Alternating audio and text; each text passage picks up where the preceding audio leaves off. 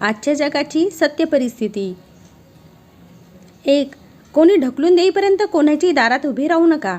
मान सन्मान त्याचाच करा जे तुम्हाला बरोबरीने सोबत घेऊन चालतील. 2. एका मर्यादेच्या बाहेर त्रास सहन केल्यानंतर माणूस हा खूप शांत होतो. त्यानंतर ना कोणाकडून अपेक्षा करतो ना कोणाकडे तक्रार करतो. 3.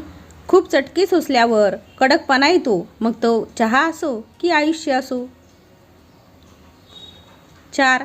नारळ असो वा माणूस नासका निघाला म्हणून शोक करायचा नाही, उलट तो पावलाय म्हणून बाजूला करायचा.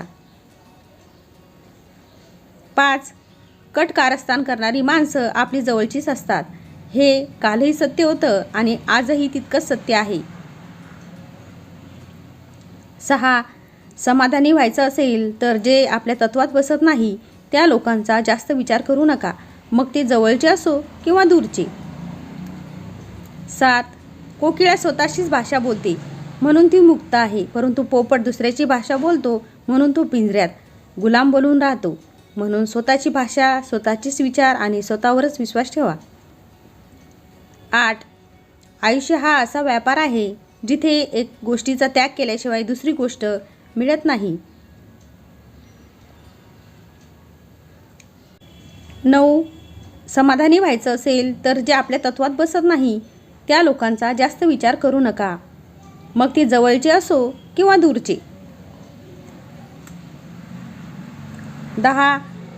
कोकिळा स्वतःचीच भाषा बोलते म्हणून ती मुक्त आहे, परंतु पोपट दुसऱ्याची भाषा बोलतो म्हणून तो पिंजऱ्यात गुलाम बनून राहतो. म्हणून स्वतःची भाषा, स्वतःचे विचार आणि स्वतःवर विश्वास ठेवा.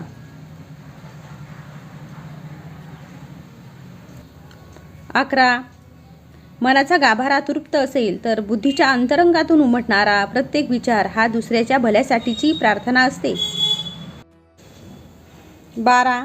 काही पुण्य असेही करायचे असतात की ज्याचा साक्षीदार देवाशिवाय दुसरा कोणीच नसावा. 13.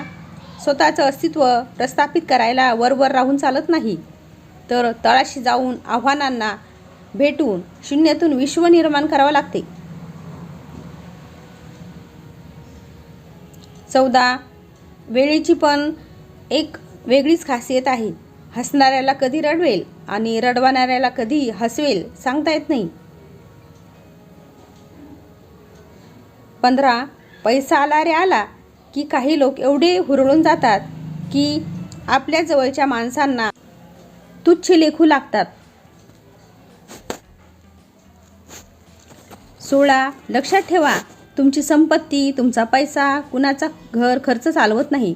त्यामुळे गर्व, अभिमान तेव्हाच बाळगा जेव्हा दुसऱ्याला काही मदत करणार असाल.